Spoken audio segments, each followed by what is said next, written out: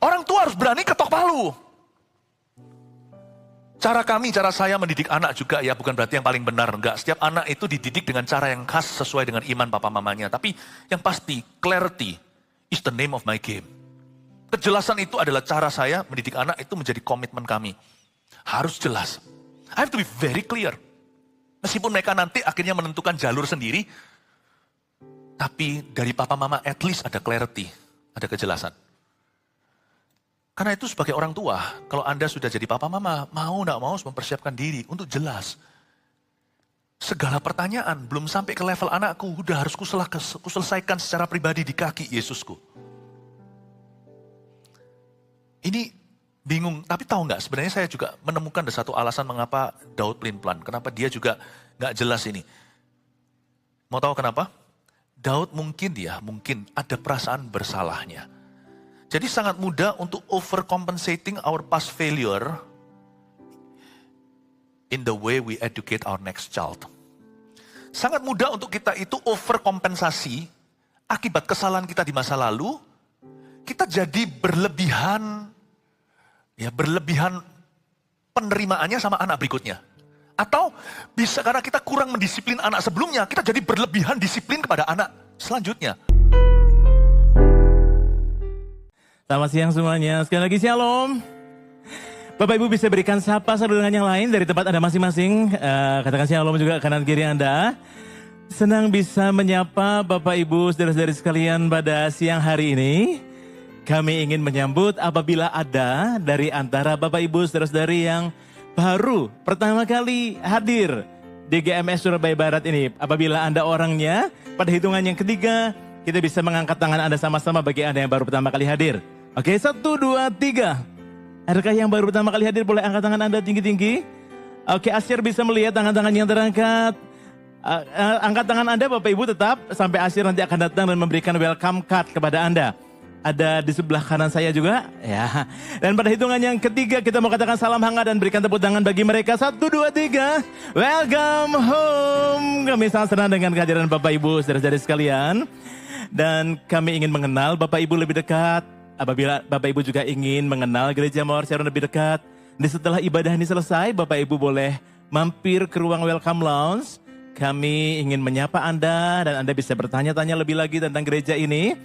Welcome Lounge di mana? Masih di ruangan yang sama di main hall di tempat ini. Apabila nanti Anda hendak keluar lewat pintu P1 atau pintu P3, nanti Anda bisa lihat sebelah kiri, itu ruang Welcome Lounge. Kami tunggu Anda di sana. Barang 5-10 menit kita bisa ngobrol bersama-sama. Dan kita ingin mengenal Anda lebih dekat. Pastikan Anda hadir setelah ibadah ini selesai di ruang Welcome Lounge. Lalu Bapak Ibu saudara-saudari, bagi Anda yang mengikuti ibadah di Gereja Mawar Sharon ini di tempat Anda masing-masing, ya di streaming maksud saya percaya bahwa tidak ada jarak dalam hadirat Tuhan dimanapun Anda berada. Di mana ada hati yang haus, ada yang hati yang lapar akan Tuhan. Tuhan akan memuaskan kerinduan Anda akan hadiratnya. Dan bagi Bapak Ibu saudara-saudari juga yang rindu untuk mengenal Gereja Mawar Sharon lebih dekat, Anda bisa scan QR yang ada di belakang saya untuk Anda bisa dapatkan buklet Welcome Home secara digital. Dan ini penting Bapak Ibu, bagi Bapak Ibu saudara-saudari yang belum tergabung dalam Connect Group. Apa itu Connect Group? Atau kami menyingkatnya CG. Ya, Connect Group adalah tempat di mana kita digembalakan, kita menemukan keluarga rohani kita dalam kelompok-kelompok yang lebih kecil. Tidak cukup hanya beribadah minggu dengan ribuan orang seperti ini. Tapi kita perlu menemukan keluarga rohani dalam unit yang lebih kecil, dalam 10-15 orang. Kita bisa saling mendoakan, memuji menyembah Tuhan bersama-sama, saling menguatkan. Anda bisa mendapatkan support juga, Anda digembalakan dan dimuridkan lewat Connect Group. Oleh karena itu bagi Anda yang belum tergabung dalam Connect Group, Anda perlu bergabung di Connect Group segera. Gitu ya. Connect Group masih diadakan secara online beberapa, tapi sebagian sudah mulai on-site, sebagian hybrid. Jadi Bapak Ibu bisa menemukan keluarga rohani Anda lewat Connect Group. Anda bisa daftarkan diri Anda di gms.church/connect atau Anda bisa juga datang ke Welcome Lounge nanti. Anda daftarkan diri Anda di sana atau Anda ingin bertanya-tanya seputar CG di sana juga. Atau Anda bisa daftarkan juga diri Anda di reception di depan, di foyer, di lobby setelah ibadah ini selesai. Persembahan merupakan bagian daripada ibadah kita dan di Gereja Mawar Sharon persembahan tidak diadakan dengan cara mengedarkan kantong kolektor. Bapak Ibu bisa memberikan persembahan lewat amplop-amplop yang ada dan memasukkan amplop tersebut ke kotak-kotak persembahan yang ada di area pintu keluar sambil nanti kita berjalan pulang atau keluar dari main hall tempat ini. Atau Anda juga bisa memanfaatkan dengan cara scan QRIS yang ada di amplop bagian belakang, atau memanfaatkan beberapa mesin edisi yang ada di lobi atau di foyer depan, atau Anda juga bisa mengaksesnya melalui gms.church/give.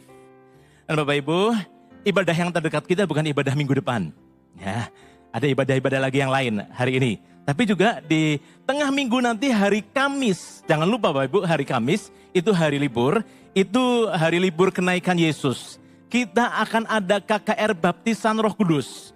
Mari ajak teman-teman kita semuanya, keluarga dan sebagainya yang belum mengenal atau belum mengalami kepenuhan Roh Kudus untuk dipenuhi Roh Kudus pada saat KKR Baptisan Roh Kudus tersebut. Dan jam ibadah kenaikan Yesus atau KKR Baptisan Roh Kudus ini mengikuti jam ibadah yang hari Minggu, ada 5 kali ibadah di SCC di tempat ini, pukul 7 pagi, pukul 10, pukul 1 siang, pukul 4 sore, dan pukul 7 malam.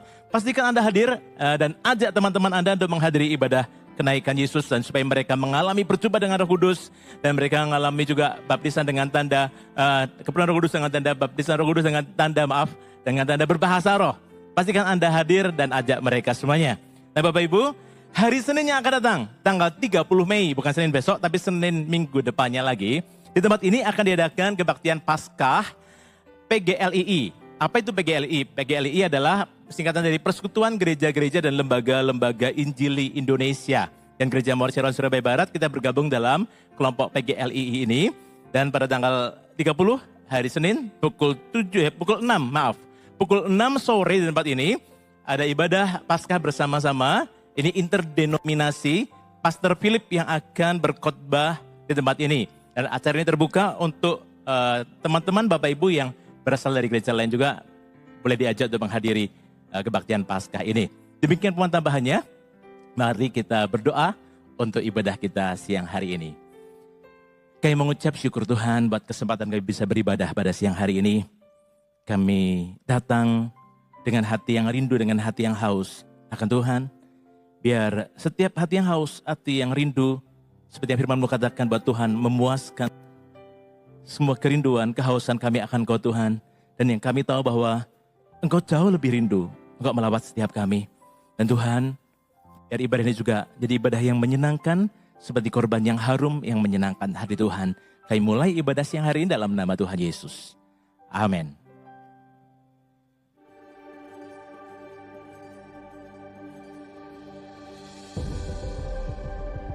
Tahun 2022, tahun mimpi dan penglihatan. Oh, betapa mulianya mimpi Bapa atas kita anak-anaknya.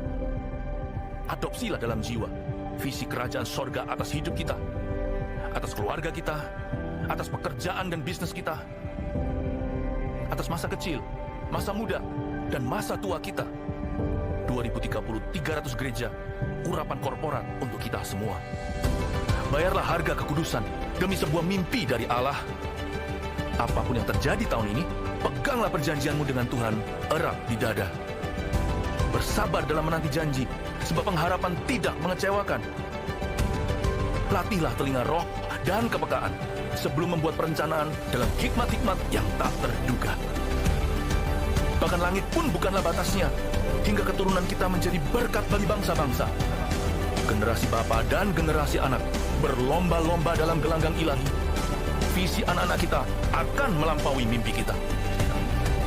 Di sini Tuhan setia hingga ribuan generasi. Saling mengasihi dan saling mengampuni saat Tuhan meninggikan kita. Tiada batu sandungan bagi generasi anak panah. Melejit dari tangan pahlawan, pandanglah jauh ke depan melampaui masa hidup kita. Lihatlah, 1000 gereja dan 1 juta muridnya. Mari kita memuji Tuhan bersama-sama, come on. Semua bertepuk tangan bersama-sama. We go.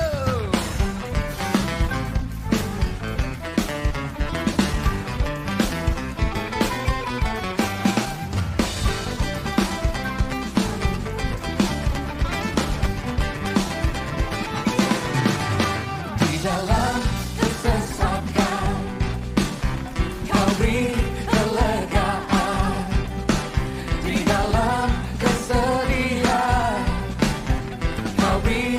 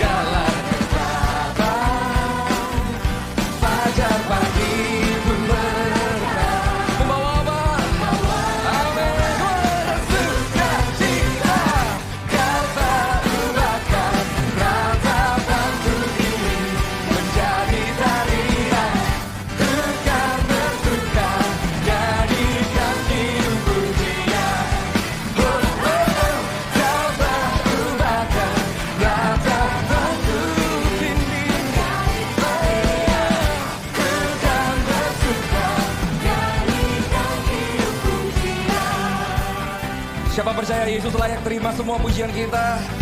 Tuhan ubah ratapan kita jadi tarian. Kita menari bersama-sama ya. Paling gampang. Ke kanan, ke sini 2 kali, ke sini 2 kali ya. Kita coba ya. Kita coba sama-sama ya. Come on, come on. 1, 2. Mantap. Woo.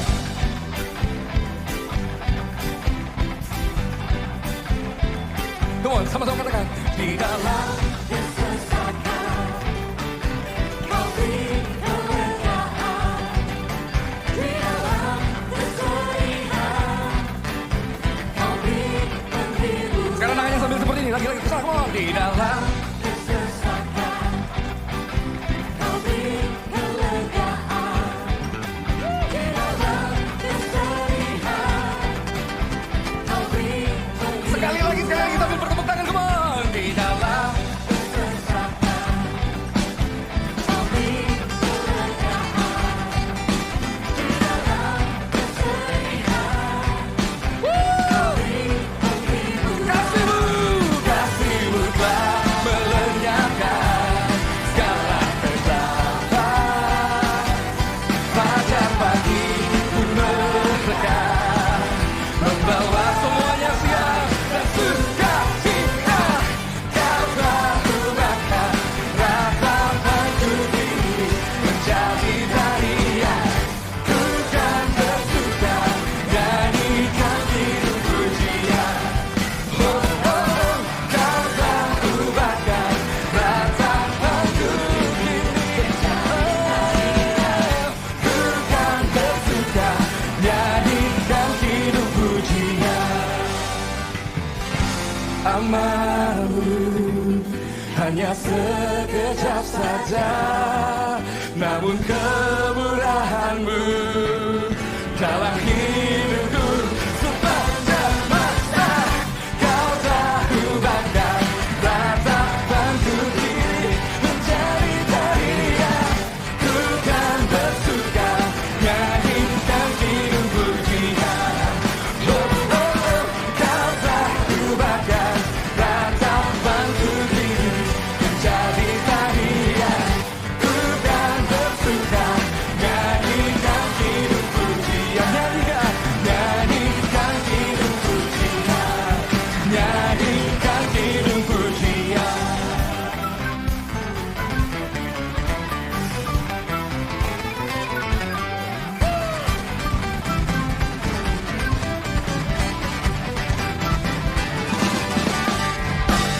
Haleluya. Sekali lagi beri tepuk tangan paling meriah buat Tuhan kita.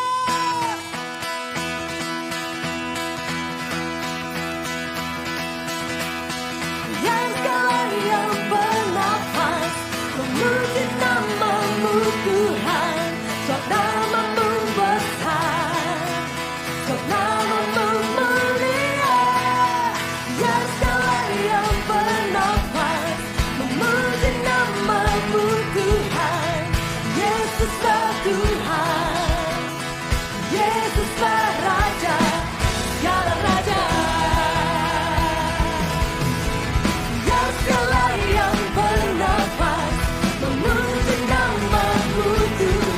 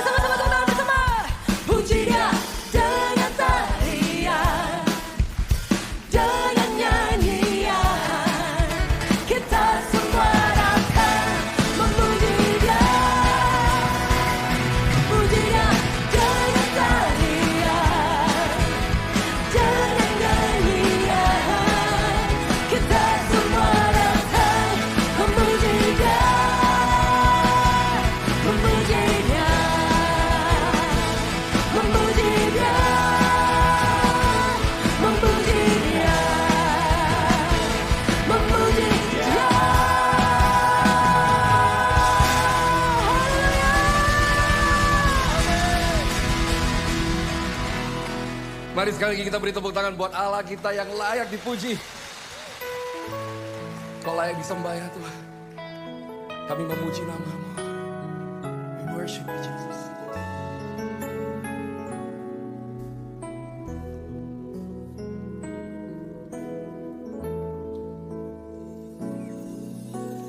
Yesus, kemuliaan-Mu pulihkan hatiku. Yesus, kemuliaan-Mu berkati hidupku. Yesus, Yesus, kemuliaan-Mu pulihkan hatiku. Yesus, kemuliaan-Mu berkati hidupku. Segala pujian syukur bagi-Mu. Kau hadir dalam hidupku. Kini ku datang sujud di hadapan-Mu, memuji-Mu, menyembah-Mu. Yesus, ku menyembah-Mu. Tuhan Yesus, Yesus, kemuliaan-Mu pulihkan hatiku. Yesus, kemuliaan-Mu memberkati segala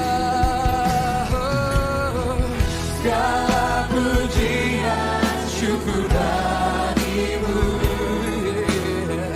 Kau hadir dalam hidupku.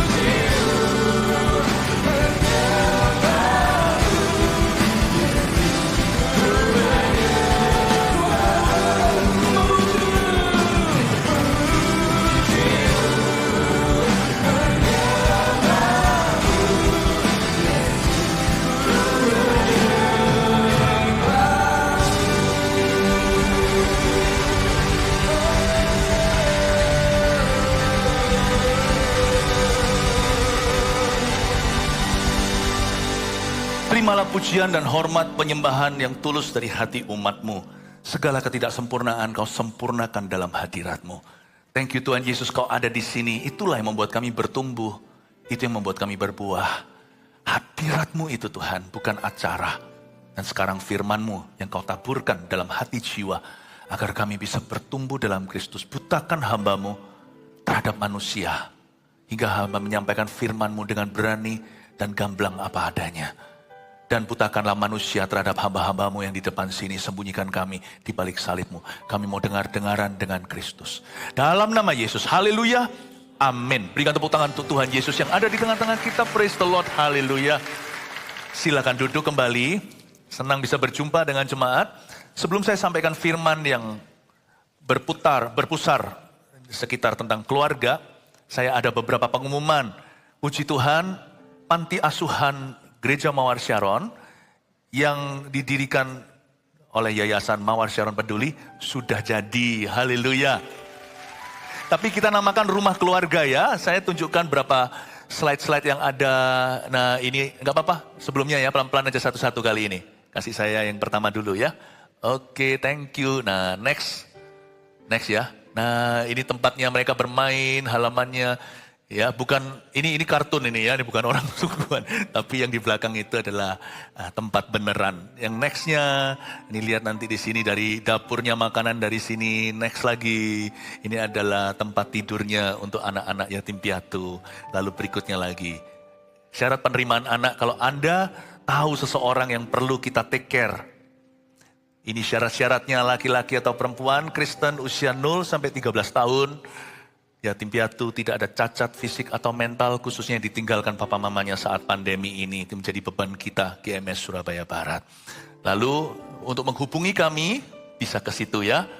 Haleluya, puji Tuhan. Sudah mau difoto silahkan ya, tanpa saya. Saya jangan masuk dalam fotonya. Oke, praise the Lord ya. Ada satu lagi, nanti hari Kamis ini, mari kita membawa jiwa datang ke rumah Tuhan. Ibadah kenaikan Tuhan Yesus, mari kita harapkan Pentakosta. Kita ini gereja Kristen Protestan, Pentakosta karismatik. Kalau bisa lebih, kenapa harus dikurangi? Semua karunia itu berguna loh. Indah loh bisa berbahasa roh, berbahasa lidah, bukan untuk menghakimi orang lain. Tapi supaya kita itu punya toolnya atau kendaraannya untuk bisa berdoa, untuk bisa bersaksi. Karena begitu banyak jiwa baru berdatangan di gereja kita lately, setiap bejana kosong harus diisi. Saya akan doa puasa untuk hari Kamis. Dan setiap ibadah akan berbeda. Tapi akan terjadi pencurahan. Saya harapkan semua jemaat akan memperoleh karunia berbahasa roh. Setiap jemaat memperoleh karunia bahasa lidah. Terjadi baptisan Roh Kudus dengan tanda-tanda baru. Mari kita percaya sama-sama untuk itu ya. Bahwa jiwa-jiwa baru juga Tuhan masih memenuhi Cornelius. Mereka yang pertama dengar Injil langsung kepenuhan. Haleluya. Puji Tuhan ya. Hari ini saya bicara seharian. Saya kasih tema seri keluarga. Kalau Anda ketinggalan satu, ketinggalan banyak. Pastikan dikejar ketinggalannya. Nanti sepanjang minggu ini tolong Anda bisa datang, bisa dengarkan lewat media yang sudah disediakan. Tapi hari ini kan hari yang kita sabatkan. Lebih baik 1 hari di rumah Tuhan daripada 1000 hari di tempat lain. Kalau bisa mendobel ibadah silakan. Nah, judul-judulnya sebagai berikut. This morning tadi pagi saya banyak bicara tentang pernikahan. Detil-detil nggak bisa diulang lagi. Ada banyak pewahyuan-pewahyuan yang mendasar. Nggak peduli orang itu bujangan, baru menikah, pasangan muda, atau udah menikah lama punya cucu segala. Saya rasa setiap firman Tuhan itu untuk kita semua dan pasti berguna. Lalu ibadah-ibadah berikutnya Anda lihat sendiri. Sekarang kita masuk ke parenting. Tapi ini juga berguna buat orang-orang muda. Supaya kita mempersiapkan diri suatu hari kita menjadi kepala keluarga atau papa mama. Tapi juga supaya kita berkaca, bercermin. Jikalau selama ini parenting orang tua kita nggak sempurna, nggak apa-apa. Tapi kita mengerti parenting itu apa supaya hati kita itu pulih. Nah sekarang berikan judul belajar dari kegagalan Daud dalam mendidik anak-anaknya. Kita buka bersama-sama di 2 Samuel pasal 14, dibuka dulu di sana, ayat 21 sampai 33 pembahasan kita. Ambil catatan, kita akan belajar Alkitab. Daud itu bukanlah ayah yang baik sebenarnya. kita nggak bisa salahkan orang lain, tapi tentunya ada faktor-faktor yang mempengaruhi hidup ini. Mungkinkah Daud itu sebagai anak yang paling bungsu, dan dia itu usianya dibanding papanya si Isai seperti kakek dan cucu. Apakah Daud itu kurang figur ayah? Saya nggak tahu, nggak usah spekulasi. Yang pasti Daud masih belajar sebagai seorang ayah yang baik. Memang dia adalah seorang nabi, seorang raja yang diurapi. Tapi itu tidak menggaransi menjamin bahwa orang kan berhasil di dalam rumahnya. Tak peduli jikalau dia seorang pendeta dengan bergereja besar. Kita semua tetap harus belajar dari nol besar kalau mau jadi papa dan mama di rumah. Standar Tuhan untuk lemari beda dengan kulkas. Saya bisa memimpin sebuah pelayanan yang berhasil, Anda bisa memimpin perusahaan yang berhasil pula. Tapi di rumah kita harus ikut lagi standar Tuhan. Parenting is a great job. It's a full-time job. Karena itu kita butuh Roh Kudus untuk tuntun kita. Dan Daud ini, masalah dia sih ekstra. Karena dia itu punya istri banyak. Gak sebanyak Salomo sih. Makanya guru kencing berdiri, murid kencing berlari. Papa merokok, anak akan ngedrak. Ya, gak bisa pukul rata. Ya, tapi sangat possible, sangat mungkin hal itu terjadi. Daud itu istrinya beberapa, Tuhan gak pernah suruh loh. Itu keputusan dia. Makanya rumah tangganya berantakan. Terjadi pembunuhan. Kita harus hati-hati. Di ibadah 1 tadi saya jelaskan kenapa jangan ada pria idaman lain atau wanita idaman lain. Perselingkuhan itu gak tentu terjadi lewat kejadian. Perselingkuhan itu dimulai dari lubuk hati. Teman tapi mesra misalnya. Nanti itu dengarkan sendiri ibadah yang sudah lalu. Tapi saya tunjukkan kepada Anda hari ini, kepada jemaat, bahwa kalau ada orang ketiga dalam rumah tangga, semuanya jadi serba salah. Nah, Daud punya masalah ekstra, tapi saya coba untuk ambil intisarinya, parenting dia gimana. Dalam cara dia mendidik anaknya ada beberapa kegagalan. Daud itu boleh dikatakan gagal 10 kali. Berhasil yang ke-11. Saya belum tahu pasti ya. Salomo itu keberhasilan Daud. Dia mendidik Salomo itu dengan benar. Ya. Tapi koko-kokonya Salomo sebelumnya itu kasihan. Dibutuhkan latihan 10 kali, gagal ke-11 baru berhasil. Tapi kalau parenting sama anak kita nggak boleh coba-coba. Makanya paling benar itu belajar dari firman. Dan dari kesalahan kegagalan orang lain. Supaya jangan sampai diulangi di hidup kita. Kalau kita itu bercermin sama firman, firman ini kehidup, firman ini pelita bagi kaki, terang bagi jalan. Kita nggak harus babak belur dulu, nggak harus memar-memar. Tapi kita belajar dari kegagalan Daud. Salomo seberhasil apapun Daud mendidik dia, tetap ada celah. Tabur tuai itu ada. Daud itu istrinya beberapa, Salomo 1000. Jadi tetap ya, pengajaran atau pendidikan kita itu sebatas teladan. Dalam hal ini saya tidak coba untuk mencela Daud, mempermalukan. Ini nenek moyangnya Tuhan Yesus. Tapi Alkitab itu nggak pernah silent, nggak pernah diem. Bahkan tentang kegagalan manusia-manusia Allah di Perjanjian Lama dan Perjanjian Baru. Alkitab itu sangat jujur. Paulus Barnabas bagaimana perselisihannya. Dari Musa, latar belakang pembunuhan orang Mesir itu, sampai Abraham dengan Hagar, sampai Daud dengan anak-anaknya. Alkitab itu very honest. Jadi kita tuh beruntung kalau baca Alkitab ini. Ya, kalau kita baca Alkitab itu, pasti kita sendiri akan dikikis. Clean Bible, dirty life. Dirty Bible, clean life. Messy Bible maksudnya. Kalau kita itu bolak-balik, halaman demi halaman kita pelajari dengan hati yang haus dan lapar akan kebenaran, kita akan dipuaskan. Kepuasan itu bukan perasaan, hidup kita akan berbeda. Jangan jauh dari firman Tuhan ya, ini pelita. Mari kita langsung baca teladan cerita Daud ini dengan harapan supaya Alkitab sejujur-jujurnya bongkar semua rahasia dengan tujuan supaya kita hidupnya benar dan berkenan kepada Tuhan. Ayat 21, 2 Samuel 14, sesudah itu berkatalah raja kepada Yoab, baik, kukabulkan permohonan ini. Pergilah, bawalah kembali orang muda Absalom itu. Stop. Ayat 21 kita langsung ke episode tengah-tengah sebuah sinetron. Apa sih yang terjadi kok Daud ngamuk sama Absalom? Bawa kemari orang muda itu. Absalom ini adalah putra Daud nomor 3. Anak ketiga, anak cowok ketiga Daud. Daud ada banyak anak ya. Salomo mungkin yang ke-10-11. Tapi Daud ini mengamuk sama Absalom. Ada cerita sebelumnya, gak cukup waktu 1 jam dijelaskan, makanya saya lompat di tengah. Coba saya kasih sedikit backgroundnya, jaga-jaga kalau Anda kurang familiar dengan cerita ini. Daud ngamuk sama Absalom karena Absalom bunuh kokonya. Putra mahkota disembelih oleh pembunuh bayarannya Absalom. Mati di tangannya titinya. Daud ngamuk sama Absalom, dia sempat buron berapa lama. Tapi Daud undecided, tidak jelas mau apa.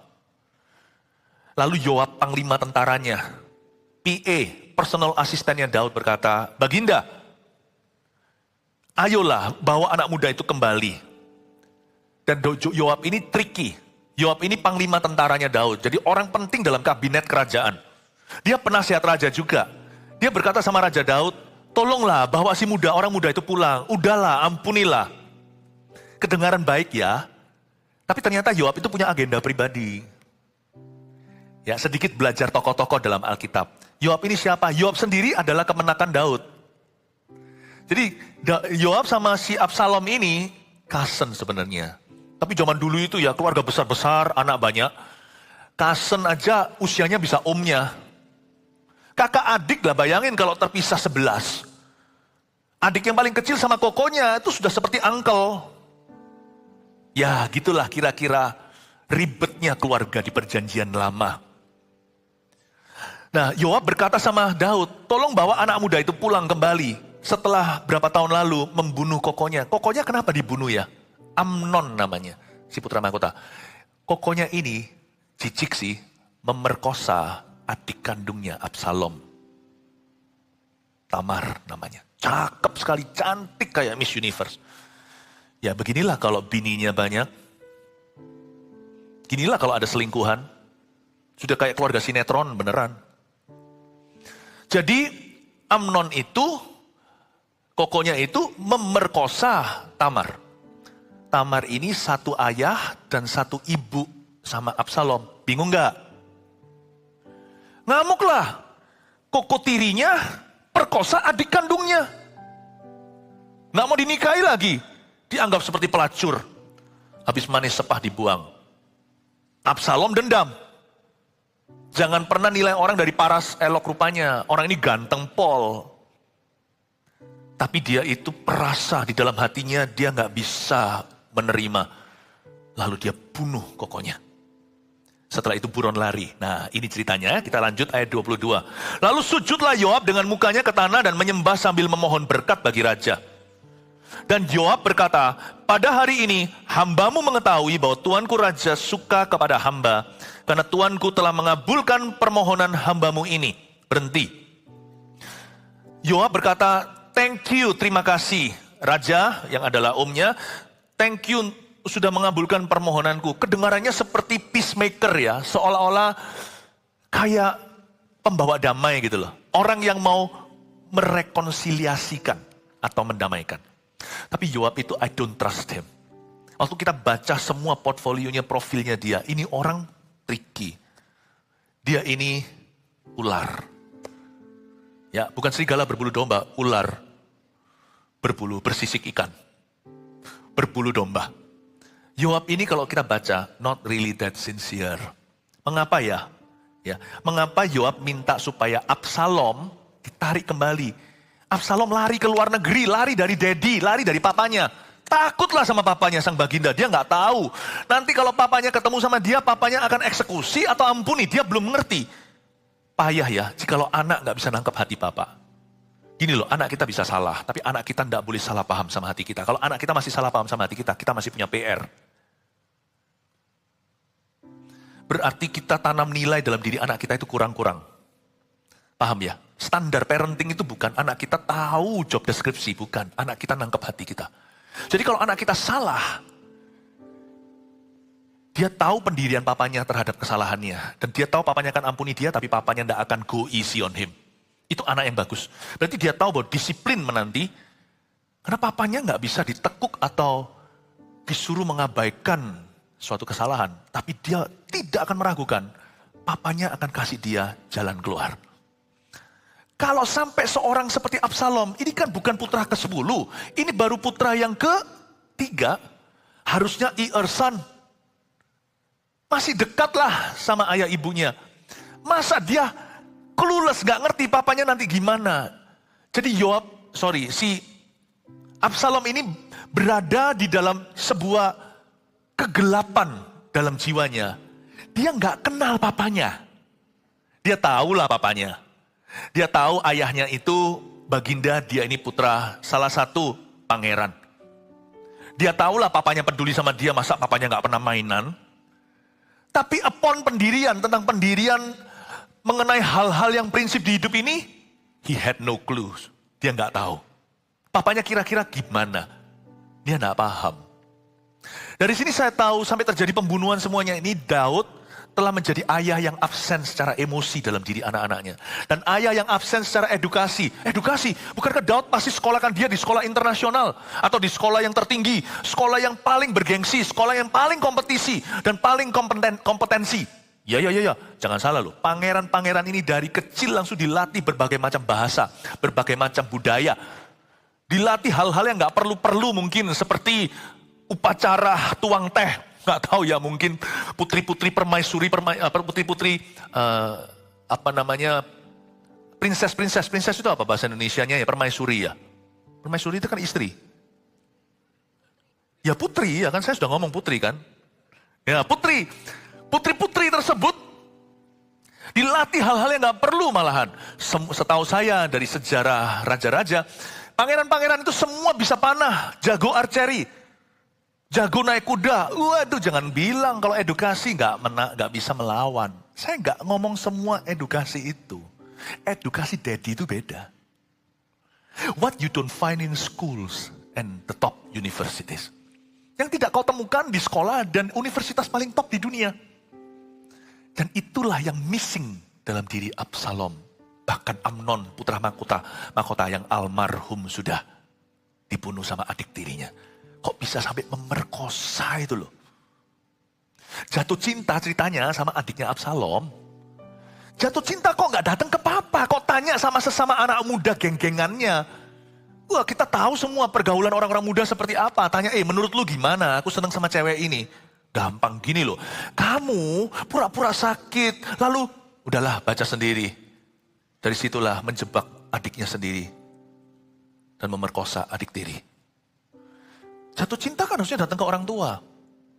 Salah satu benang merahnya parenting yang harus Anda lihat ya. Ini tidak dikatakan Alkitab belak-belakan, tapi ini juga keluar dari hati yang diinspirasi oleh the Bible. Saya terapkan dalam hidup saya, gampang. Salah satunya, mereka jatuh cinta itu, setiap episode sinetronnya, Anda jangan putus. Gampang. Anak muda itu lihat percaya sama you atau tidak, dia ceritakan love life-nya atau tidak. Saya selalu ingatkan anak-anak, saya beritahu dari sejak kecil, kalau sampai papa, mama, kalau sampai daddy tidak tahu kamu sekarang jatuh cinta sama siapa, I promise that I will not laugh. Saya janji saya tidak akan tertawa. Papa tidak akan tertawa. Tapi kamu mesti cerita. Cowok maupun cewek, saya terapkan yang sama. Mungkin kamu kalau seneng terus nanti kamu berubah lagi, gak apa-apa. Tapi kamu mesti cerita, papa mau tahu. Gak apa-apa loh jadi ayah yang kepo. Asal caranya betul, tidak dengan memaksa atau mengintimidasi. Tapi kita bangun kepercayaan, bangun rasa aman. Saya menganggap kalau anak saya bisa terbuka love life atau kehidupan cintanya, dia bisa terbuka apa saja sama saya. Amnon suka gak cerita sama papa. Tanya sama sesama anak muda, ya keluarlah ide perkosa. Kalau sama papanya kan, mungkin diberitahu, waduh nak, bisa diarahkan iya atau tidak, atau jikalau diarahkan kepada apa dan bagaimana. Tapi mungkin ayahnya gak punya waktu. Papa itu sebenarnya punya waktu, tapi gak punya pikiran untuk anaknya. Jujur aja sebagai orang tua, apalagi laki-laki, kita itu busy di sini. Susah untuk klik otak kanan, otak kiri. Susah untuk bisa berubah dari otak profesional ke empati. Tapi kita harus melatih. Kita harus melatih. Ya.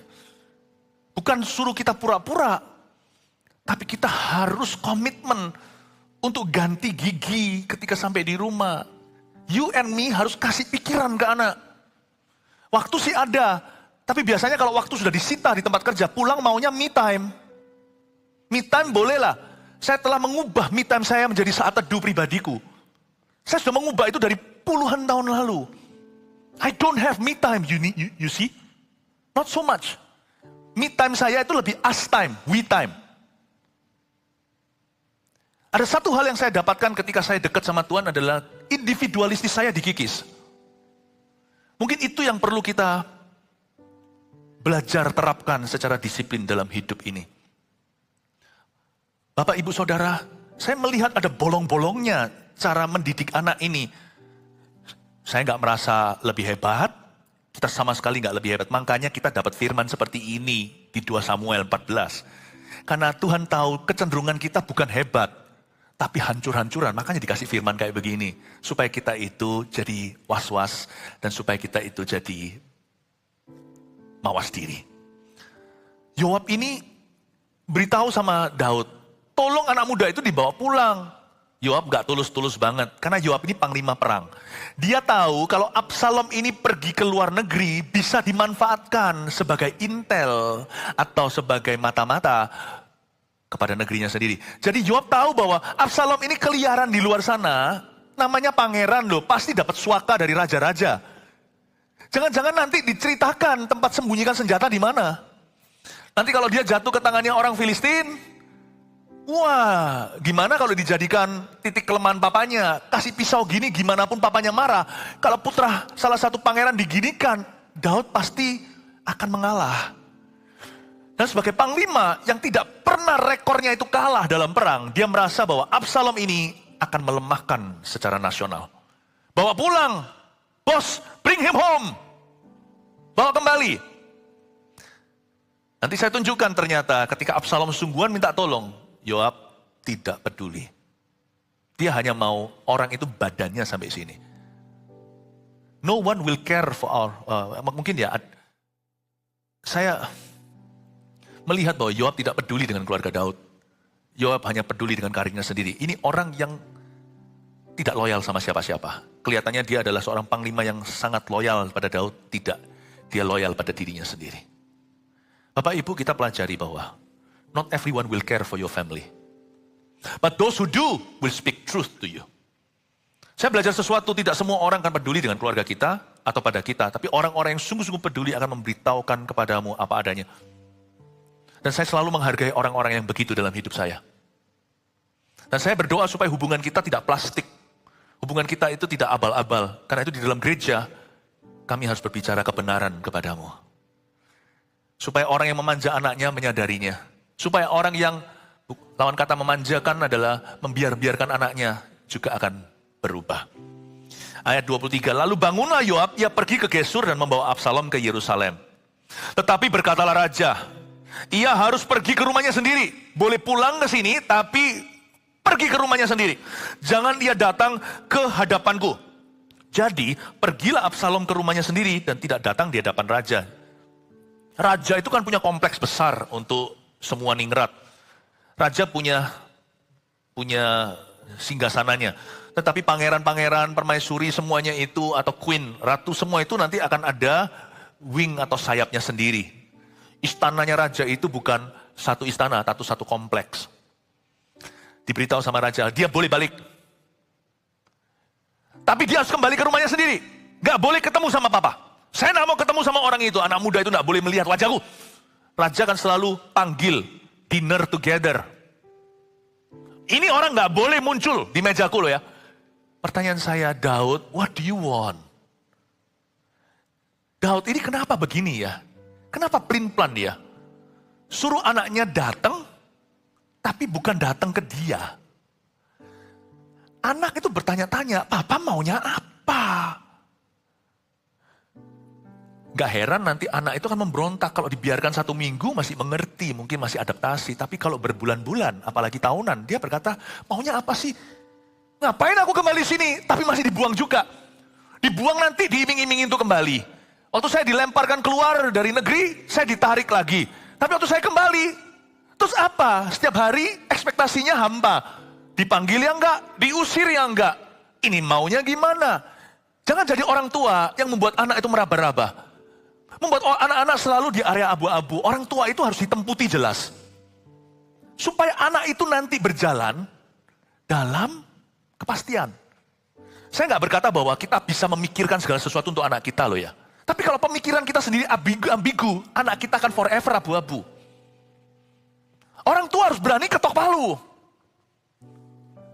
Cara saya mendidik anak juga ya bukan berarti yang paling benar. Enggak, setiap anak itu dididik dengan cara yang khas sesuai dengan iman papa mamanya. Tapi yang pasti, clarity is the name of my game. Kejelasan itu adalah cara saya mendidik anak itu menjadi komitmen kami. Harus jelas. I have to be very clear. Meskipun mereka nanti akhirnya menentukan jalur sendiri, tapi dari papa mama at least ada clarity, ada kejelasan.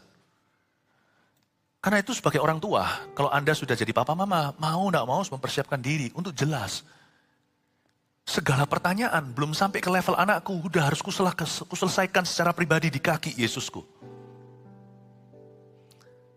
Ini bingung, tapi tahu nggak? Sebenarnya saya juga menemukan ada satu alasan mengapa Daud pelin-pelan. Kenapa dia juga nggak jelas ini. Mau tahu kenapa? Daud mungkin ada perasaan bersalahnya. Jadi sangat mudah untuk overcompensating our past failure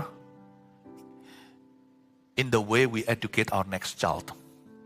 Sangat mudah untuk kita itu overkompensasi akibat kesalahan kita di masa lalu. Kita jadi berlebihan penerimaannya sama anak berikutnya. Atau bisa karena kita kurang mendisiplin anak sebelumnya, kita jadi berlebihan disiplin kepada anak selanjutnya. Aku kecolongan sama anak ini. Dia hamil di luar nikah. Jadi yang ini, setiap laki-laki yang lewat dicurigai. Gak boleh kita jadi makhluk trauma. Menurut saya Daud ini ada sedikit regret, menyesalnya. Di hati dia yang kecil tahu bahwa Amnon sedikit banyak juga karena kesalahannya. Baik Amnon memperkosa maupun Amnon akhirnya dibunuh. Daud tidak clear on certain matters. Di beberapa hal Daud tidak jelas. Karena itu dia merasa dulu dia kurang mendidik putra mahkota, si Amnon itu. Sekarang dia harus keras sama anak ketiga. Dia merasa dulu dia lepas-lepasan, kalau bahasa Surabayanya cul-culan. Sekarang dia harus strength sama anak berikutnya. Jangan jadi orang tua yang all or nothing. Standar Tuhan itu selalu bukan moderat ya. Standar Tuhan itu tidak moderat. Tampar pipi kanan, kasih pipi kiri itu radikal. Standar Tuhan itu tidak moderat. Tapi standar Tuhan itu selalu wise, selalu bijak. Selalu bijaksana. Jangan all or nothing. Menurut saya, Daud ini agak sedikit salah shifting hati. Dia overcompensating karena dulu dia kurang tegas. Sekarang jadi super tegas. Mana menurut saya terlalu tegas. Ya. Lebih baik anak itu yang seperti ini dihukum aja capital punishment. Hukuman mati kalau perlu. Tapi rangkullah dan berkata, I still love you, tapi papa harus jadi hakim yang adil. Absalom tetap matinya itu kamguan. Matinya itu bisa nerima. Daripada aku dibiarkan ini mau apa? Tapi kalau memang mau diampuni, Pak, ampuni aku totally. Daud gak bisa ngambil keputusan. He was undecided. Ayat 25. Di seluruh Israel tidak ada yang begitu banyak dipuji kecantikannya seperti Absalom. Dari telapak kakinya sampai ujung kepalanya tidak ada cacat padanya. Bayangin, ini orang gantengnya. Ya, sedikit melebihi saya. Bercanda. Ini orang saking gantengnya disebut kecantikannya. Berarti orang ini tampan sekali. Misalkan sekarang Korea itu, wah gantengnya sampai mulus mukanya. Absalom kayak gitu, tapi dia gagah. Ya. Di seluruh Israel gak ada yang begitu banyak dipuji kecantikannya seperti Absalom. Anak Daud itu sebenarnya yang tiga putra yang sulung. Amnon yang mati tadi. Yang kedua namanya Kileab. Yang Kileab ini gak pernah disebut loh. Kecuali namanya sekali doang. Kita gak pernah tahu what happened to Lauer, anak kedua. Tapi dia lenyap aja di udara. Tidak ada cerita. Mungkin karena memang anak ini tidak ada sesuatu yang istimewa atau mungkin bisa jadi si Keleab itu memang bukanlah kualitas pemimpin. Jadi sesungguhnya loh ya, siapa putra mahkota berikutnya setelah Laota meninggal dunia? Lausan, nomor 3. Absalom ini putra mahkota. Dia tahu dia itu aset. Belum lagi dia cantik, tampan. Kalau pemilu dia dipilih sama seluruh kaum Hawa. Gak ada cacat, ayat 26. Ya, apabila ia mencukur rambutnya pada akhir tiap-tiap tahun, ia mencukurnya. Karena menjadi terlalu berat baginya, maka ditimbangnya rambutnya itu. 200 shikal beratnya. Ingat-ingat 200 shikal itu berapa? Menurut batu timbangan raja. Ayat 26, Absalom punya rambut itu kalau dipotong, dapat 2,5 kilo. Bayangin rambutnya itu loh, dipotongan rambutnya aja 2,5 kilo. Ini menjadi bahan iri hati, baik kaum Hawa maupun kaum Adam. Rambut kita semakin tua, semakin naik, semakin menipis. Dia 2,5 kilo, almost 5 pounds. Ini orang ya bangga, rambutnya kalau dia sekali begini langsung viral di TikTok. Tahu nggak, sedikit tambahan ya, bukan hanya tentang parenting. Apa yang kau banggakan, itu akan menjadi kejatuhanmu. Tahu nggak, rambut Absalom pula lah yang menyebabkan kematiannya. Kecantol di pohon, ditusuk oleh orang-orang Yoab ketika pemberontakan Absalom gagal. The same hair got him killed. Membuat dia dibunuh. Never, jangan pernah bangga dengan koneksimu, tapi nanti justru di koneksimu itulah yang menjualmu. Jangan pernah bangga dengan uangmu, nanti justru uang sejagat raya tidak bisa selesaikan kankermu. Justru uang yang setumpuk itu hanya menambah oksigen dan memperpanjang usiamu dalam kehampaan. What you take pride in, itulah akan menjadi your downfall atau kejatuhan Anda. Sedikit tambahan aja, apabila ia mencukur rambutnya, harusnya ayat ini berbunyi, hendaklah ia memuliakan Allah. Terima kasih Tuhan. Ya Tuhan, orang lain botak, aku berambut tambah banyak. Kalau bisa aku persembahkan rambut ini sebagai wig. Dan ku jual murah-murah, aku gak perlu duit kan, aku pangeran putra mahkota. Ku serahkan pada mereka yang tidak bisa membelinya. Enggak, dia pakai itu sebagai senjata pemberontakannya. Ayat 27. Bagi Absalom lahir 3 orang anak laki-laki. Dan seorang anak perempuan yang bernama Tamar. Ia seorang perempuan yang cantik kayak adik perempuannya yang diperkosa sama kakak tirinya Amnon. Anak perempuan semata wayang, anak 3 lainnya laki. Kalau di dalam keluarga Absalom kebalik melawan tradisi. Tradisi selalu memegahkan yang pria di dalam kerajaan. Tetapi kali ini karena ada satu history sejarah yang sangat menyedihkan, memilukan hati. Absalom menghargai anak perempuannya lebih. Seorang anak perempuan bernama Tamar, dikasih nama Tamar, nama adiknya yang harus menjanda seumur hidup. Bukan menjanda, harus jadi seorang yang tidak menikah selama-lamanya karena dicemari. Itu kasihan loh, zaman dulu itu kejam. Kalau sekarang kan pengampunan, bisa move on. Dulu enggak, udah selalu dia akan jadi korban sampai dia mati. Dia nggak bisa menikah sama siapa-siapa lagi. Nggak ada yang berani. Dia kasihan. Dari sini saya tangkap ayat 27, Absalom itu orangnya very deeply sympathetic. Absalom ini nggak jahat. Kalau Anda baca pemberontakannya, wow jahat benar. Baca ayat 27, Anda tahu bahwa orang ini orang yang sangat simpatik. Pepatah berkata orang jenius adalah jenius di bidang tertentu, tetapi bodoh sekali di bidang yang lain. Saya pernah lihat satu dokumentasi, ada satu orang jenius yang IQ-nya melebihi Einstein. Tapi akhir hidupnya dan perjalanannya mengenaskan sekali. Akhirnya kerjaan bawahan. Dia nggak berhasil dalam karir. Karena dalam karir dia selalu nggak cocok sama orang dan membuat orang lain ketakutan. Dan dia matinya juga mati di dalam dia matinya juga maksudnya meninggalnya di akhir hayatnya itu nggak jelas dia itu di mana ngapain. What a waste of talent. Bakat yang terbuang begitu saja. Orang bisa jenius. Tapi dia bisa bodoh di hal yang lain. Pinter luar biasa, tapi social life-nya nggak ada. Oke, sekarang coba saya bicara bukan orang pinter, tapi orang baik. Orang baik adalah orang yang baik di konteks tertentu.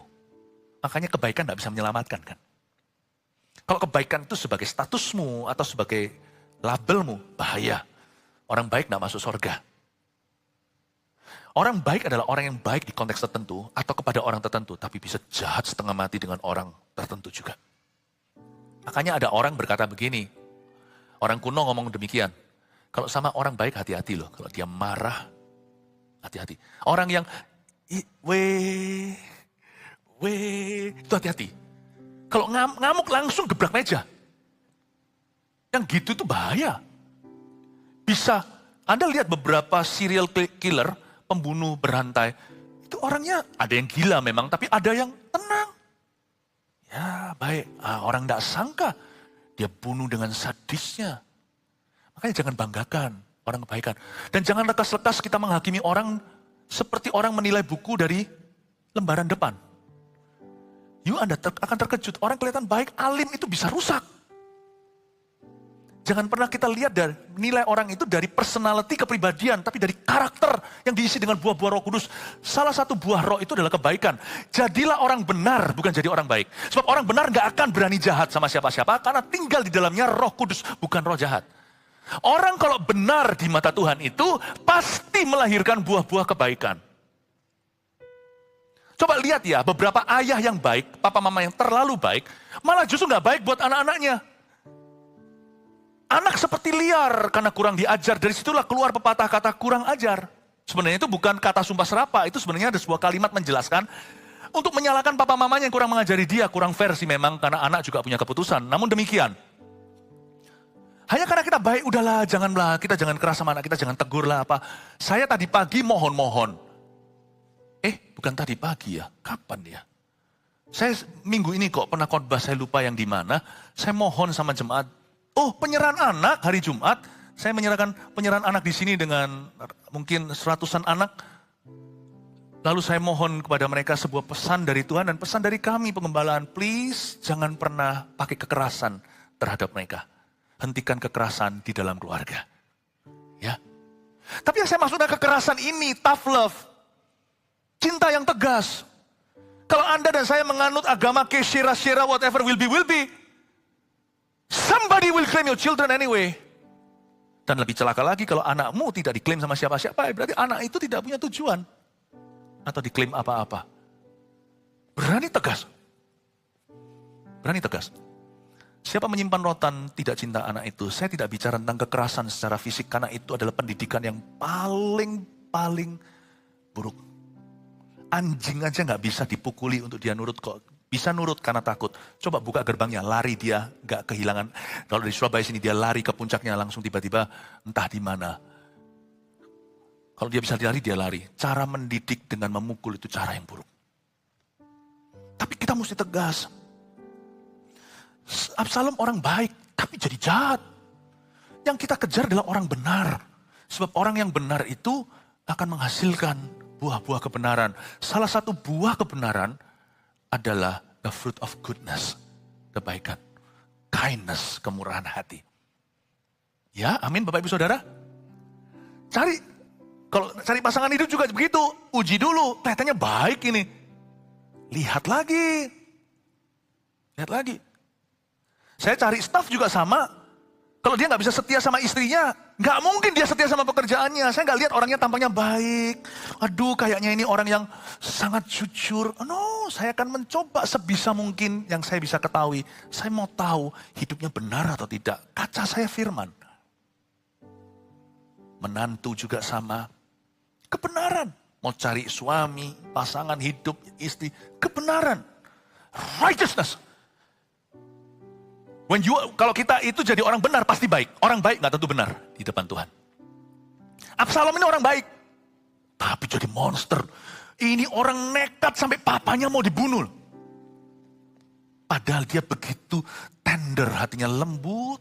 Anak saja dikasih nama Tamar, itu gak gegeran sama istrinya. Kok kasih nama adik lu? Setelah Absalom diam, ayat 28 di Yerusalem genap 2 tahun lamanya. 2 tahun ya? 2 tahun didiamkan. Dengan tidak datang ke hadapan raja. Maka Absalom menyuruh memanggil Yoab untuk diutus kepada raja. Tapi ia tidak mau datang kepadanya. Kemudian disuruhnya memanggil dia lagi untuk kedua kalinya, tetapi ia tidak mau datang. Iya kan? Ceritanya Absalom ini sudah 2 tahun di Yerusalem. Jadi dia pulang ke Yerusalem tapi tidak pulang ke papanya. Lain cerita dengan Lukas 15, si bungsu itu pulang bukan ke rumah saja, pulang ke pelukan ayah atau bapaknya. Lalu kan Absalom tanya sama calonnya, sama perantara. Yoab dipanggil sekali, gak muncul. Kedua kali, gak meresponi. Dari sini saya langsung menangkap, memang Yoab itu gak tertarik sama hubungan. Dia itu hanya punya agenda politik di tangan. Tapi Absalom itu yang menginisiasi rekonsiliasi. Menurut saya salah.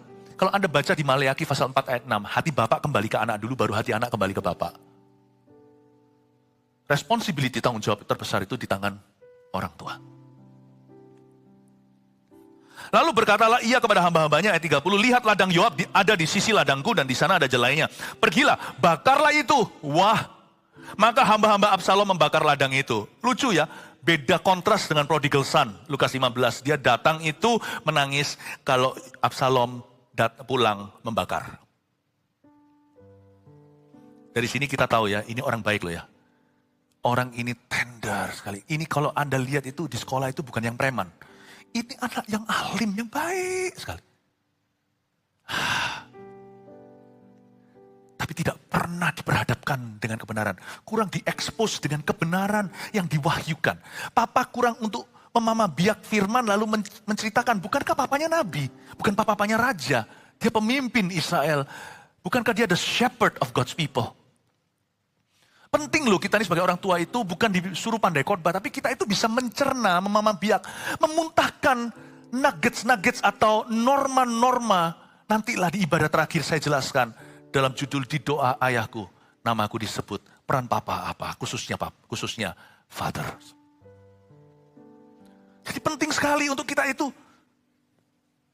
Anak itu bisa baca Alkitab sendiri, anak saya juga baca Alkitab sendiri, tapi dari saya mereka menerima sesuatu ekstra.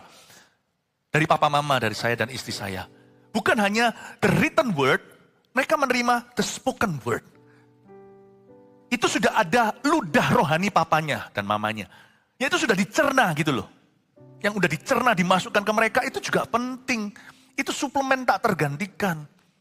Dan ternyata dari sini saya tahu, orang kalau hatinya kurang diekspos pada kebenaran, tapi hanya kebaikan. Orang itu sangat rapuh, fragile.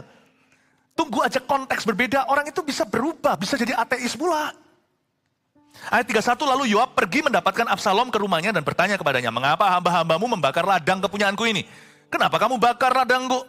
Jawab Absalom kepada Yoab, ya aku telah menyuruh orang kepadamu mengatakan, datanglah kemari, supaya aku mengutus engkau kepada raja untuk mengatakan, apa gunanya aku datang dari Gesur?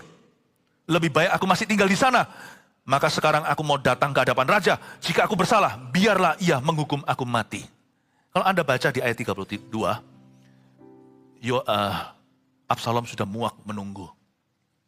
Buat apa aku di sini? Ini yang saya sebut the year of emptiness. Tahun-tahun kosong itu bahaya. Seorang anak itu teachable moments atau masa-masa muda diajar itu waktu kecil ketika dia melemparkan pertanyaan. Itu tidak boleh kita abaikan. Karena Tuhan taruh dalam rohnya atau dalam jiwanya lah. Anak itu rohnya belum dihidupkan, belum lahir baru ya. Dalam jiwanya ditaruh namanya roh penasaran. Dan kalau dia tanya sama kita itu jangan anggap itu gangguan. Itu berarti kita harus merasa bangga. Karena dia merasa anak menjadikan kita titik aman. Rasa aman. Itu saya tidak melihat itu sebagai pertanyaan. Saya melihat itu sebagai kepercayaan. Dan banyak di antara kita sudah kelewatan masa-masa itu. Ya sudah gak apa-apa. Allah kita, Tuhan kita itu penebus sejati. Pasti ditebus sama Tuhan. Tapi hari ini kita harus mau meresponi firman Tuhan. Dan ada waktunya ketika anak itu merasa gimana dengan orang tuanya. Ada yang saya sebut sebagai ruang hampa. Pernah nggak kalau naik pesawat, kita masuk awan. Lalu tiba-tiba jut gitu. Dan semua orang yang belum yakin akan keselamatannya, teriak bebas, gitu ya. Bukanlah, saya juga kadang-kadang juga takut kalau begitu. Meskipun saya tahu mati masuk sorga. Ruang hampa. Di dalam parenting kita, hubungan kita dengan anak, ada ruang hampa. Dan itu Anda akan rasakan, ada sesuatu gak seret di sini. Roh Kudus itu nggak selalu bicara dengan written word, dia juga bisa memberi kita intuisi. Jangan abaikan till tomorrow, karena besok mood anak udah berbeda. Ada masa Jude-nya itu loh, Jude-nya itu ada. Itu yang saya sebut ruang hampa sensitif untuk kepahitan. Disitulah masuk roh penolakan kalau kita tidak jaga. Itu yang disebutkan dengan, itu yang seringkali kadang-kadang dalam khotbah saya gambarkan sebagai gelas emosi yang harus terisi. Dan sayangnya setan took advantage, mengambil keuntungan atas ruang hampa Absalom dengan papanya. Kasihan. Dan dari kata-kata Absalom, jika aku bersalah biarlah ia menghukum aku mati saja. Nggak bersalah, anak-anak ini merasa nggak bersalah. Bayangin loh, payah. Coba Anda baca, kalau aku salah, jika aku salah biar aku dihukum mati saja. Jika berarti selama ini pembunuhan yang dia lakukan sama kokonya itu, dia anggap sebagai justified murder, pembunuhan yang dihalalkan. Langsung saya menangkap sesuatu sebagai sesama ayah. Ada nilai yang tidak turun ke anaknya. Daud mengerti, waktu zaman dia mau bunuh Nabal, ketemu Abigail, dihalang di tengah, dia tahu membunuh itu salah. Bahkan ketika dia mau potong puncak jubah Saul, puncak jubahnya bukan lehernya, itu dia gemetaran sekali. Berarti Daud bukan hanya punya hati nurani yang bersih, dia juga punya pengetahuan yang benar. Kok bisa anaknya jauh dari itu ya? Sudah bunuh aja berkata, kalau aku salah biar aku dihukum mati. PD-nya dengan confident berkata, aku mau ketemu papa. Berarti dia merasa gak bersalah. Di level-level tertentu, seems to be too late untuk anak-anak kita berbalik. Kadang-kadang terasa seperti terlambat. Tapi enggak, dalam Kristus mari kita percaya, masih ada kesempatan satu kali lagi. Kasih tepuk tangan untuk Tuhan. Ayat 33, kemudian masuklah Yoab menghadap raja dan memberitahukan hal itu kepadanya. Raja memanggil Absalom dan ia masuk menghadap raja. Lalu sujud ke hadapan raja dengan mukanya ke tanah. Oke ya, fine-fine saja. Absalom datang, tunjukkan respect dulu. Sekalipun saya yakin hatinya ngomong beda. Ia masuk menghadap raja, langsung sujud ke hadapan raja. Itu seperti orang timur menghormati orang tua atau orang yang lebih tua. Dan juga seperti orang Timur Tengah yang punya culture of honor, kebudayaan hormat, dengan mukanya ke tanah. Lalu, ini kesalahan Daud. Look, lalu raja mencium Absalom, itu masih benar. Tapi nggak harus titik di situ. Lalu raja mencium Absalom, titik. Setelah raja mencium Absalom, continue. Langsung Daud kembali lagi dari super tegas ke super linian. Dari terlalu, shira-shira, whatever will be, nggak boleh ketemu muka papa. Lalu Absalom masuk ke hadiratnya, mencium kaki, menyembah sampai ke tanah. Daud langsung berubah lagi ke kutub utara. Dari selatan langsung loncat ke sana. Langsung kembali lagi mencium, beres sudah. Bapak, Ibu, Saudara, parenting is a dirty work. Parenting itu pekerjaan kotor, ngosek WC. Lebih kotor dari bisnis. Bukan bisnis yang lika-likunya, enggak. Tapi kita lebih berlumuran. Harusnya enggak titik di sana. Daud memberikan forgiveness, tapi tidak lead to repentance. Gereja juga banyak hari-hari ini. Pesan-pesannya yang enak didengar, just forgiveness, forgiven. Tapi sekali kita bicara repentance, tidak semua orang akan menerimanya. Daud memberikan forgiveness, tapi tidak pengampunan, tapi tidak menuntun dia kepada pertobatan. Kalau itu diizinkan, maka itu akan menuntun pada dosa berikutnya yang lebih parah. Paham ya? Forgiveness without repentance only leads to further sin. Pengampunan tanpa pertobatan hanya menuntun pada dosa berikutnya. Jikalau yang disebut pengampunan atau pardon, itu berarti Tuhan itu melewati kita dan melihat dosa kita lalu mengedipkan mata. Aku nggak tahu. Itu bukan forgiveness. Tahu nggak Yesus disiksa di atas kayu salib dengan begitu tak manusiawinya. Bapa tidak mengedipkan mata sama dosa kita. Enggak.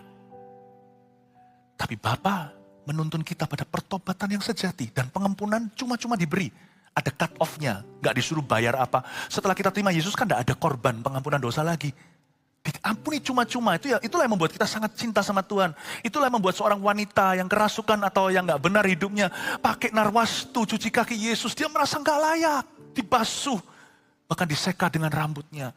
Yesus membela perempuan itu karena ketika dituduh oleh murid-muridnya, Yesus berkata, karena orang yang sedikit diampuni, sedikit mencintai. Orang yang lebih banyak diampuni, lebih banyak mencintai. Saya ngerti ada cut off-nya, tapi gak bisa bypass repentance. Dimana kita agree dan setuju dengan Tuhan, what I did was wrong. Yang aku lakukan tidak bisa punya alasan. Yang aku lakukan tadi itu salah di matamu. Berbuat apa yang jahat. Lalu ada cut off-nya. Di situ kita berserah. Disitulah kesyira-syira. Disitulah terserah yang baik dan benar. Apa kata Tuhan kalau ada konsekuensi? Aku tanggung bersama Yesus. Tapi kalau Tuhan lepaskan aku begitu aja. Terpujilah nama Tuhan. Aku tidak layak menerimanya. Terima kasih Yesusku. Hatinya benar, ada kebenaran dalam batin. Daud tidak nuntun sampai ke sana. Mungkin Daud lagi sibuk untuk rapat berikutnya. Atau mungkin Daud gak berani aja ke situ. Karena Daud juga ada tuduhan. Jangan lupa loh, sebelum ini yang membuat kutuk terjadi di keluarganya, ada cerita Batsheba. Dia mau didik anaknya itu juga agak sedikit ragu, karena dia sendiri tertuduh. Dia sendiri dulu begitu. Dia bunuh Uria. Lalu dia cabuli Batsheba. Lalu Tuhan berkata, mulai hari ini pedang tidak akan meninggalkan rumah tanggamu. Lalu kejadian ini, orang tua harus selesai ditata kasih karunia supaya nanti waktu mendidik anak, jangan kecampuran. Saya kasih 3 poin sederhana dengan ini, kita pulang, oke? Sebagai review saja. Nomor 1, tulis ini. Jangan terpengaruh rasa bersalah dalam mendidik setiap anak. Catat itu. Jangan terpengaruh rasa bersalah. When you are guilty, you become a poor parent. Jangan terpengaruh rasa bersalah dalam mendidik setiap anak. Disinilah keluar yang namanya sindrom anak bungsu. Ini bukan cerita Lukas 15. Biasanya kita anak pertama itu melakukan kesalahan. Misalnya anaknya 2 atau anaknya 3 atau lebih. Anak berikutnya, anak yang kecil nanti semua guilty feeling kita ditumpukan di sana. Gak selalu betul ya, selalu ada perkecualian. Tapi hati-hati dengan sindrom ini. Nanti aja ibadah berikut-berikutnya saya jelaskan plus minusnya anak sulung apa. Ada minusnya juga, jadi jangan pernah yang kecil atau yang lebih muda berkata enak kuku atau enak cicinya, enak mbak atau masnya. Enggak tentu. Percobaan itu anak pertama. Semua itu ada fair-fairannya, tapi yang bungsu harus hati-hati. Yang kecil maksudnya. Biasanya kesalahan-kesalahan papa itu akhirnya penyesalannya itu dibalikkan, diputar baliknya ke anak yang terakhir. Jadi kalau terlalu keras, nanti ujungnya di sini culculan yang di belakang. Terlalu culculan, disikat yang anak terakhir. Gara-gara koko aku disamakan sekarang. Hati-hati ya, jangan all or nothing. Nanti Anda akan menuai bumerang. Apa yang saya sampaikan ini bukanlah seminar parenting, tapi cukup membuatmu untuk mulai berjalan ke arah yang benar. Dan dari sini nanti Tuhan akan tuntun ya jemaat. Nanti Roh Kudus akan tuntun pelan-pelan. Gak ada yang namanya parent yang sempurna kok, it's okay. Kita selalu membuat kesalahan termasuk saya. Oke? Makanya itu kita perlu the Bible, Alkitab. Kita perlu the Holy Spirit, Roh Kudus untuk menuntun kita untuk bisa membesarkan anak. Makanya yang masih muda-muda, kalau seorang cewek perempuan mau cari pacar, cari itu jangan tipe yang super junior. Super junior gak zaman ya sekarang ya udah ya. Cari itu yang super senior. Gak tentu usianya, bicara tentang kematangan dalam sifat dan karakternya. Jangan hanya cari pacar, cari suami. Cari calon papa anak-anakmu yang akan lahir dari kandunganmu. Kalau yang laki-laki juga jangan cepat-cepat karena Anda tidak dapat pacar. Nanti Anda pacaran sama dia jadi Anda dapat anak satu gudang sama dia. Pertanyaannya gampang pacaran. Siap nggak jadi kepala keluarga? Makanya anak-anak Army of God di sini masuk dalam kurikulumnya Tuhan. Kalau dia nggak bisa dipercayai dengan anak orang lain, gimana dia bisa dipercayai dengan anaknya sendiri? Coba baca itu Mamon tidak jujur.